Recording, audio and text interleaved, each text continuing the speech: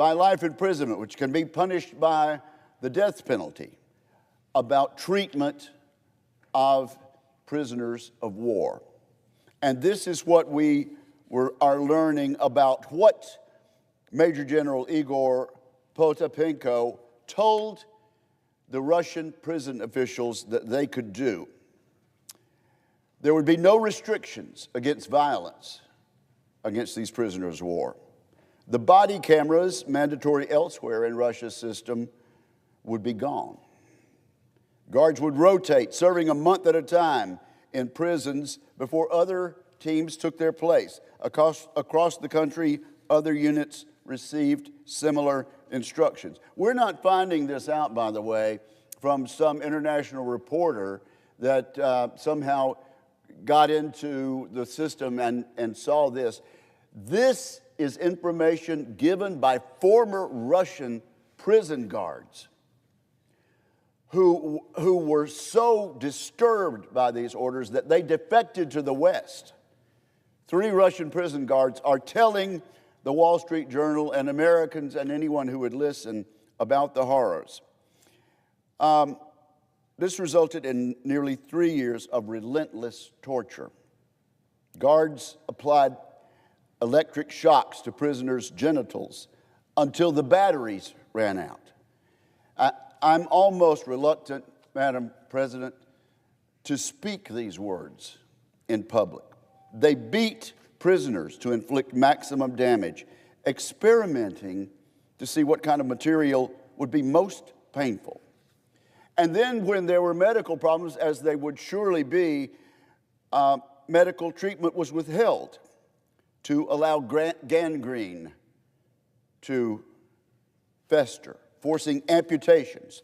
3 former prison officials told this reporter how Russia planned and executed what United Nations investigators have described as a widespread and systematic torture.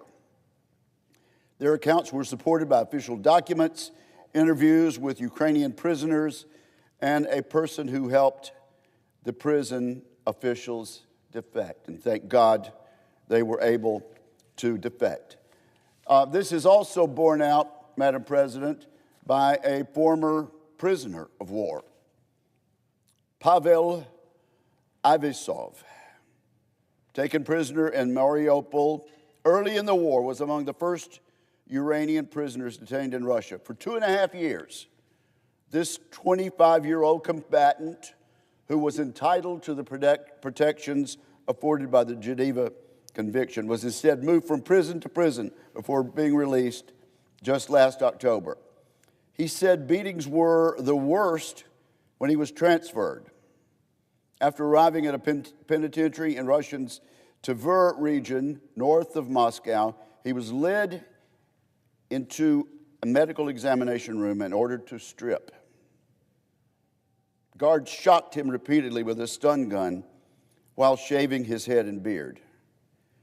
When it was over, he was told to yell, "Glory to Russia, glory to the special forces," and then, still naked, he was ordered to sing the Russian and Soviet national anthems.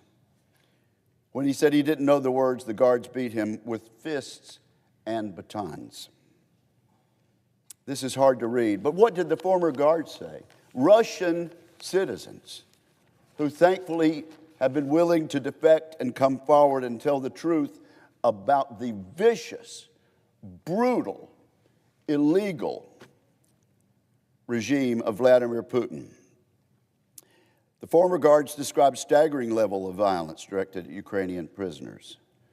Electric shockers were used often, especially in showers. That officers complained about their running out of batteries too fast. Can't do this anymore because the batteries have gone dead. The guards used police batons until they broke. Officers tested other materials, including insulated hot water pipes, for their ability to cause pain and damage. This is Putin's Russia. This is the regime that some people are hoping we can somehow negotiate with in good faith and depend on them to keep up their end of the bargain. The guards intentionally beat the prisoners at the same spot on their body every day, preventing bruises from healing and causing infection. At least one person died of sepsis because of this type of brutality. And the guards enjoyed their brutality. According to these Russians, who were guards at the facility and who defected rather than countenance what their own government was doing. Ukrainian former POW Andrei Yegorov recalled how guards at a prison in Russia would force prisoners to run 100 yards through the hallway, holding mattresses above their heads. The guards stood to the side and beat them on the ribs as they ran by. When they got to the end of the hall, they would be forced to do sit-ups and push-ups, and each time they came up, the guards would punch them or hit them with a baton. And I would say to my colleagues, Madam President, this is not a bunch of prison guards gone rogue.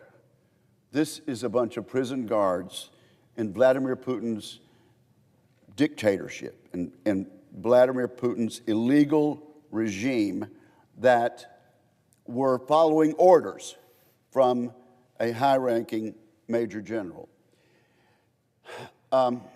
Madam President, there are differences about the United States' interest in Ukraine, but I will tell you that the countries around Ukraine, in the neighborhood, know what they're facing, and they know that if Vladimir Putin succeeds in his illegal war to take over a neighbor, that will not be the end of it.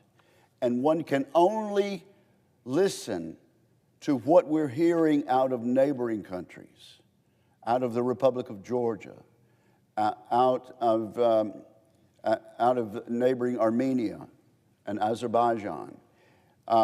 Russia intends, and the war criminal, Vladimir Putin, intends to return to as much of the old Soviet Union dictatorship as he possibly can.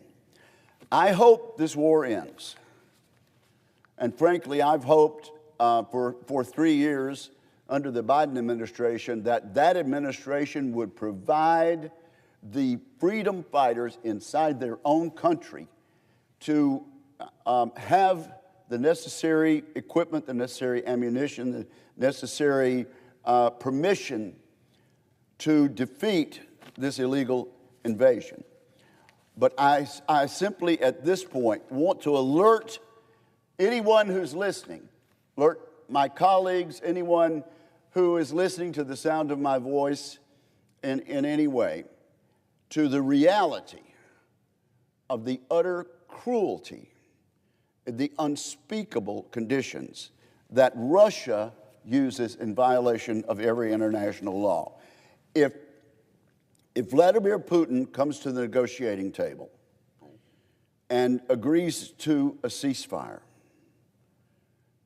we need to bear in mind that he is the gentleman who has countenanced this outrage that I've barely been able to speak about today. And any negotiations we have with the Russians and with the current leadership needs to be done in light of the facts as outlined in this independent report. Thank you, Madam President. I yield the floor.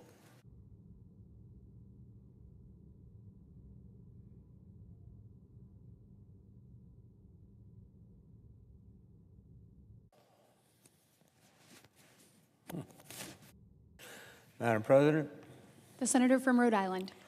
Thank you, Madam President. Madam President, I rise to oppose the nomination of Tulsi Gabbard to be Director of National Intelligence. In its first few days in office, the Trump administration has been remarkably cavalier and incompetent in its handling of our national security affairs, shutting off foreign aid, threatening Panama, Greenland, and Canada, calling for the mass deportation of Palestinians from Gaza.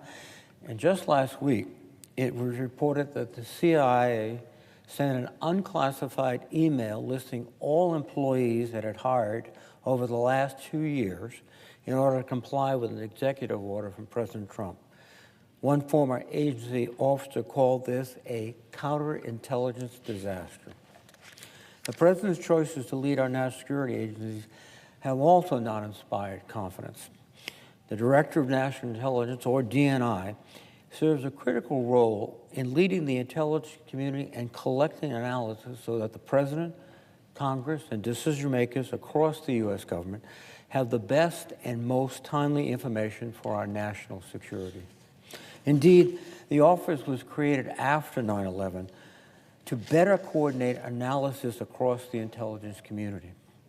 The position of DNI requires someone of great experience, character, judgment, and the confidence to speak truth to power, especially when the findings of the intelligence community differ from the policy objectives of the administration. While I respect Ms. Gabbard's military service, including overseas deployments, she does not have a demonstrated record of experience to qualify her to lead the intelligence community. As DNI, she would oversee 18 different organizations, tens of thousands of military and civilian personnel, an annual budget of more than $100 billion. She has never even served in an intelligence role, much less led a global intelligence enterprise. More concerning than Ms. Gabbard's lack of experience is her record of erratic statements and actions, many of which have run counter to the interests and findings of the intelligence community. In 2020, Ms. Gabbard and Congressman Matt Gaetz co-sponsored a resolution calling on the federal government to drop all charges against Edward Snowden. Snowden was a contractor who was indicted for espionage and for publicly releasing the details of some of our most sensitive intelligence efforts, including those that were conducted jointly with foreign allies and partners before Snowden fled to Russia. Former Deputy DNI Sue Gordon responded to Ms. Gabbard's defense of Snowden by saying, quote, "It reflects a lack of understanding of who we are, and it reflects a lack of respect for what we do. Unauthorized disclosures of intelligence are always bad. Don't go with the good or bad, any good outcome or whether he was right or wrong. He not only harmed intelligence, he harmed our allies and partners. And he harmed our businesses by what it allowed China to assume about that. There is nothing justifiable about what he's done. None." Let me be clear. Edward Snowden's betrayal has cost American lives. He is a traitor by every definition of the word. As the chairman of the Intelligence Committee, Senator Cotton, has said in the past, Mr. Snowden is, quote, "an egotistical serial liar and traitor whose unauthorized disclosures of classified information have jeopardized the safety of Americans and allies around the world. Snowden's close and continual contact with Russian intelligence services speak volumes. He deserves to rot in jail for the rest of his life." Yet, during her confirmation hearing, Ms. Gabbard was repeatedly asked whether or not she believed that Snowden was a traitor. I think colleagues on both sides of the aisle were stunned that she not only refused to do so, but that she continued to defend him. Our national security leaders consistently emphasize that the greatest advantage we have over our adversaries is our network of allies and partners, including those who share intelligence with us. If Ms. Gabbard is confirmed as DNI, I have serious concerns about whether our allies and partners will trust her with their nation's most sensitive intelligence, given her past actions. I'm also concerned about a pattern of statements over the years by Ms. Gabbard peddling what the intelligence community has found to be Russian propaganda. For example, at the outset of Russia's illegal invasion of Ukraine, as eloquently described by the chairman of the Armed Services Committee, Ms. Gabbard stated, quote, "This war and suffering could have easily been avoided if the Biden administration and NATO had simply acknowledged Russia's legitimate security concerns regarding Ukraine's becoming a member of NATO, which would mean U.S. and NATO forces right on Russia's border. After Ukraine bravely withstood Russia's initial assault, the Kremlin began a campaign of misinformation designed to legitimize its illegal war. These themes were repeatedly amplified by Gabbard in her public comments, including with respect to the widely disputed Russian allegation of a U.S.-funded covert biological weapons program in Ukraine. As our former colleague Mitt Romney tweeted at the time, she made those bogus claims, quote, "Tulsi Gabbard is parroting false Russian propaganda. Her treasonous lies may well cost lives." In reviewing Ms. Gabbard's statements, the New York Times found, quote, "Ms. Gabbard honed her pro-Russian views on Tucker Carlson's show on Fox News before his program was canceled. She became a regular guest and occasionally filled in as a host when Mr. Carlson was away. Clips from her appearances on Mr. Carlson's show that repeated Kremlin talking points were quickly picked up by Russian state media. In some cases, she echoed storylines that Russia's propagandists had created, which the Russians then recycled on their own media as evidence that the conspiracy theories they had manufactured were true. For Kremlin, it was a virtuous cycle. Ms. Gabbard has been roundly and appropriately criticized for her unannounced 2017 trip to Syria, where she met with Syria's then-president, Bashar al-Assad. She justified that trip by saying, quote, "We've got to be able to meet with anyone that we need to if there's a possibility that we could achieve peace." Ms. Gabbard's decision to carry out an unofficial trip to Syria in the midst of a civil war, a conflict in which the Bashar al-Assad was using chemical weapons against his own people, showed incredibly poor judgment. Her visit did nothing to advance the cause of peace, but rather helped to legitimize Assad's brutal dictatorship. Just months later, Ms. Gabbard, criticized President Trump's decision to use military force to deter further chemical weapons use by Assad, and even expressed skepticism about whether Assad had actually used chemical weapons. Madam President, it would be the height of charity to say that Ms. Gabbard has consistently demonstrated poor judgment on critical national security matters. But it's more than just that. Ms. Gabbard clings to her misjudgments even when she's shown to be wrong.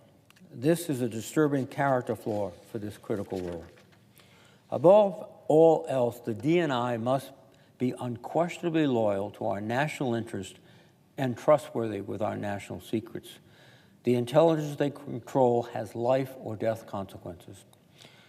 Some of my colleagues on the other side of the aisle, some of whom have indicated great discomfort with Ms. Gabbard and her troubling disregard for America's security interests, appear willing to vote for a confirmation despite their misgivings. At this critical moment, all senators must honestly answer these questions. Given everything you know about Tulsi Gabbard, do you trust her with life or death national secrets? Can you look members of our intelligence community in the eye and say that you believe Tulsi Gabbard will serve and protect them and this nation? I have seen enough to know my answer, and I urge my colleagues to vote against this nominee. Madam President, I would note the absence of a quorum. The clerk will call the roll. Ms. Alster Brooks.